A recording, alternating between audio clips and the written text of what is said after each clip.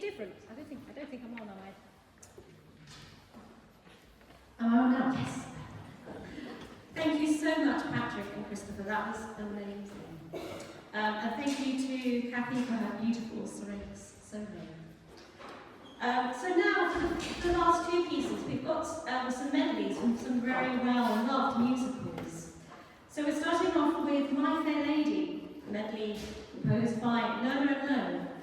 This musical was first performed in 1956 and won no less than 6 Tony Awards, including Best Musical. The plot is based on the story Pygmalion by George Bernard Shaw. And I'm sure you'll recognise the many famous numbers, including On the Street Where You Live, I've Grown Accustomed to Her Face, and I Can Dance Around. We'll be following this with songs from another 1949 hit, South Pacific, written by Rodgers and Hammerstein. The musical is based on James A. Michener's Tales of the South Pacific in World War II. And again, you'll recognise many lovely songs, including This Nearly Was Mine, which Stuart's going to sing for us, Bunny High, There's Nothing Like a Jane, and Some Enchanted Evening. I hope you enjoy it.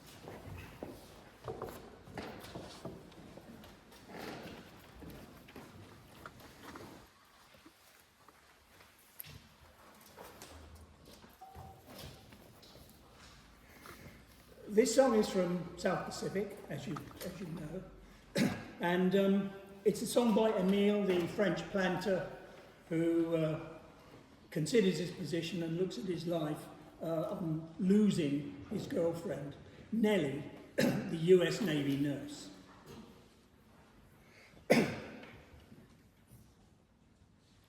I've been jiggered before, and I'm jiggered again by a mean little world full of mean little men, and this one thanks for me in this life I know best is to stay on this island, and to hell with the rest. I'll stay on this island with a tree like a stone. I'll stay on this island and be free and alone.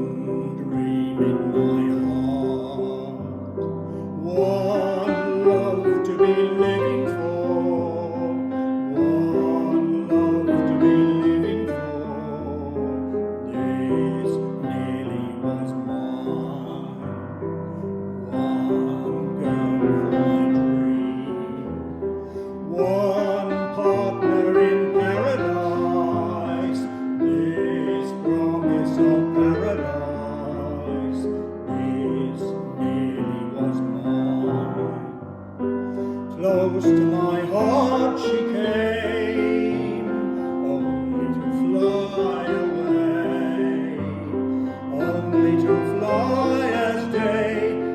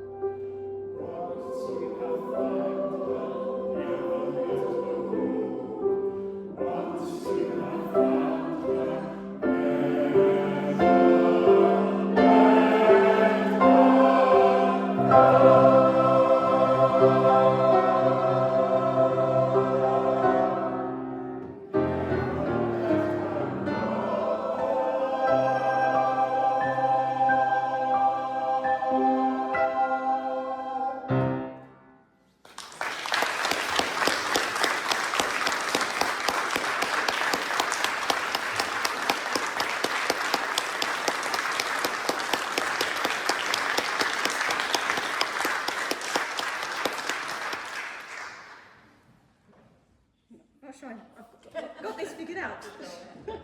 Now, Right. Thank you so much for listening to our concert. And may I now invite Sian to give us a few words about the charity. See if I can get this to work for you, Sean. I'll just shout otherwise. Yeah. it might be running out of battery. Oh, that's right. It is. It did run it, yeah. I'll put it down. I do apologise if you need it for a hearing aid, but thank you very much. Thank you for asking us. Thank you. It was wonderful. Very relaxing. I enjoyed that. That was amazing. So thank you very much, and thank you for thinking of the food bank. So a little bit about the food bank.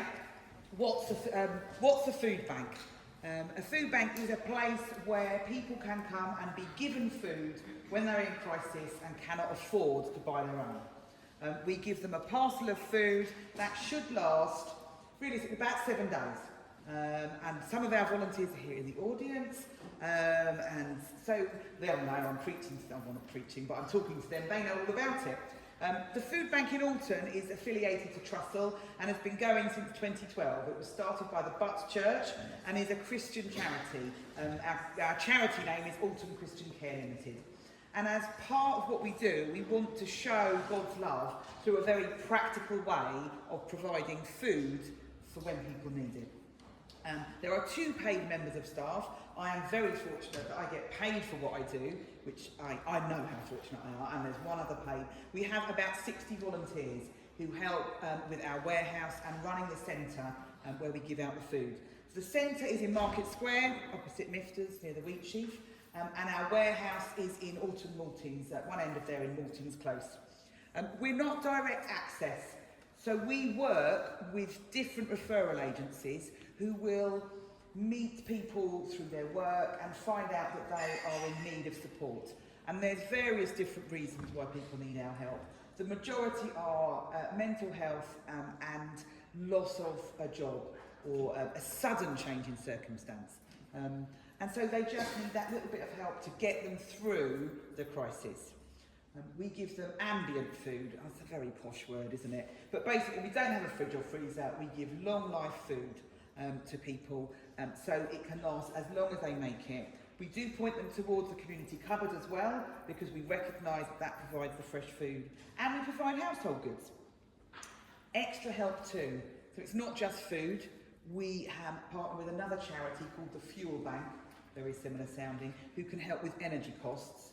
And we also, through grant funding, work with Citizens Advice. The idea is that there should be a world where no one needs a food bank. So I need to be doing myself out of a job.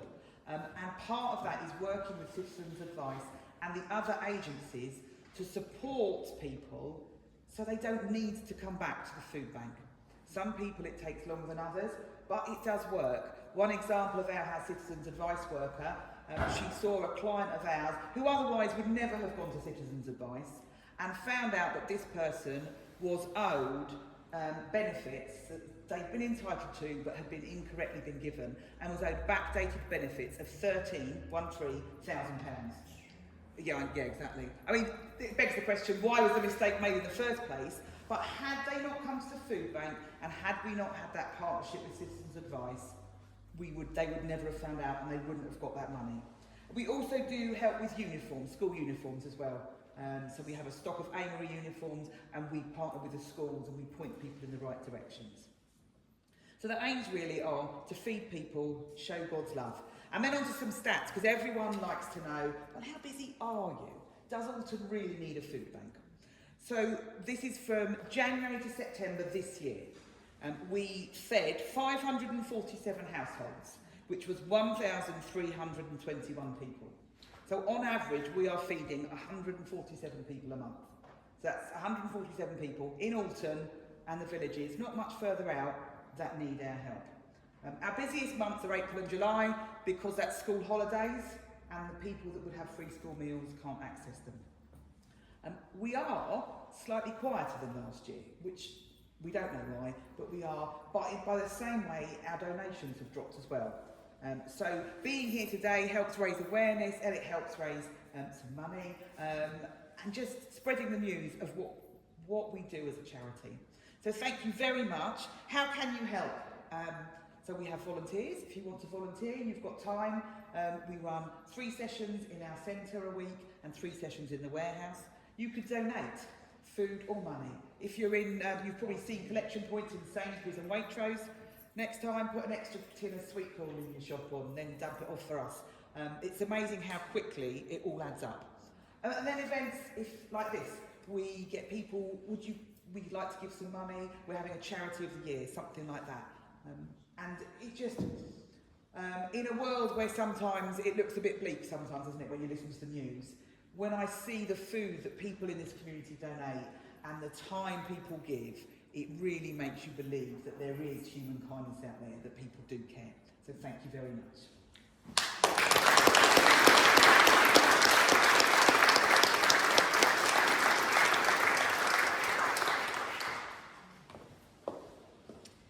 Right, just a few final thank yous. I'd like to thank our accompanists, Jane and Patrick, and our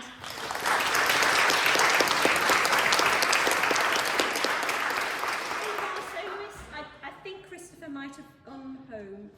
Christopher, we are very grateful to have him because he's had a rather difficult time at home, and he still decided to play at this concert, so thank you very much, Christopher. Please give him a round of applause.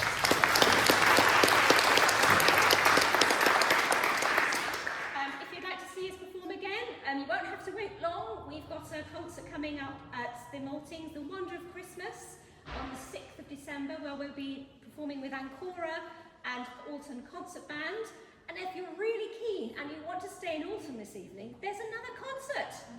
Alton Concert Band are at the Maltings at 7 o'clock. So you've got a lovely musical evening in store, should you wish it. Please go and help yourself to tea and coffee, and thank you very much for coming.